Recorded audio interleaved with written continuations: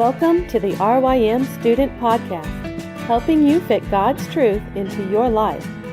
Reflecting on biblical truth is vital for the life of the believer. We hope this podcast will encourage you in your walk with Jesus. The following was recorded at one of Reformed Youth Ministries conferences. The audio might not be clear, but the message is. We hope you enjoy it. John 7:53 through 8:11. And you might notice, before I read this, you might notice that there's probably a note in your Bible that says something like, the earliest manuscripts did not have this part of John. And what that means is that we are not 100% sure that this was originally a part of the Gospel of John. Why don't we just cut it out? Well, we don't cut it out because it lines up with everything else that's in John. So it may or may not have been in the Gospel of John, but what it teaches is the same as what John teaches. So there's no harm in reading it. And it's also a very important passage, certainly an important passage for our purposes today, because it shows Jesus giving mercy, showing mercy to someone. First thing I want you to see about this passage is the nonverbal communication. Nonverbal communication matters, though. It matters. It really does. And the way in which we communicate without words does say a lot to the people that we're communicating with. And there's some nonverbal communication going on, some heavy nonverbal communication going on in this passage. Because they bring this woman, Jesus teaching in the temple, as he was wont to do. He was teaching in the temple, and they bring this woman in, and they put her in the middle. So we just caught her in adultery. The immediate question is, isn't adultery a two-person sport? But as soon as they do it, Jesus bends down and starts writing in the dirt. Jesus is basically like first century texting right now, like texting while someone is talking to him. And he stays in the dirt while he talks to them. And when they leave, he stands up and he talks to the woman. And that is huge, okay? Because his body language is completely dismissive of these Pharisees and what they're trying to do. And his body language to this woman is very merciful because he treats her like a person. He stands up and faces her. And he says some merciful things to her, which we'll get to in just a second.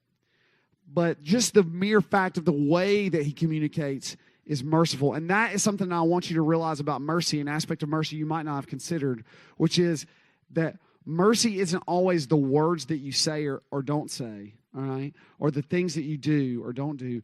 But mercy, it involves our minds and our mouths, but it also involves our whole person.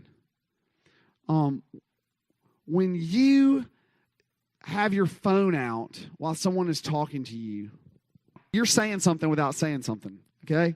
What are you saying to them? Yeah, I don't care about you and what you're doing. This is more interesting than whatever you have here, okay? You're saying something without saying it, okay? You're saying something without saying it all the time, okay? Not to freak you out, but you're communicating all the time. Would you like me to teach you how to be merciful when you communicate? Because someone taught me. I'm not a super merciful person naturally. This guy one time told me about the FINE model to listen.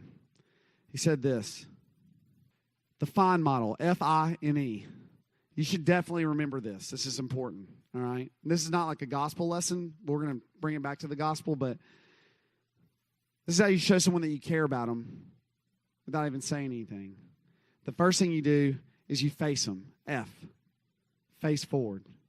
All right, so if I'm talking to this guy, I'm facing him. I'm not looked over this way. I'm not slouched back on my phone or whatever. I'm looking directly at him, all right? So I'm face forward, and also I'm slightly inclined toward him, all right? That's the I, slightly inclined. I'm not like up in his face, but I'm just slightly inclined toward him to let him know that what's going on to me is important. This is what's happening with me right now. The N means no distractions.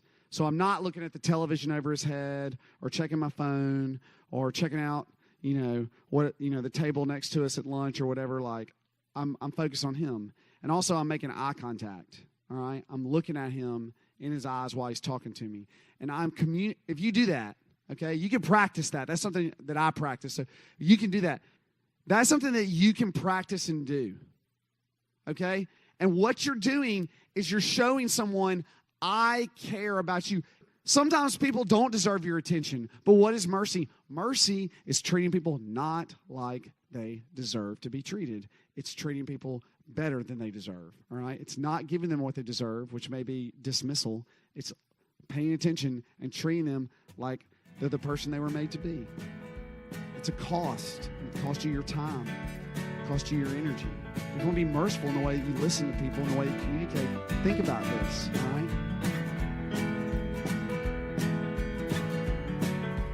For more information on RYM student conferences, visit rym.org/conferences.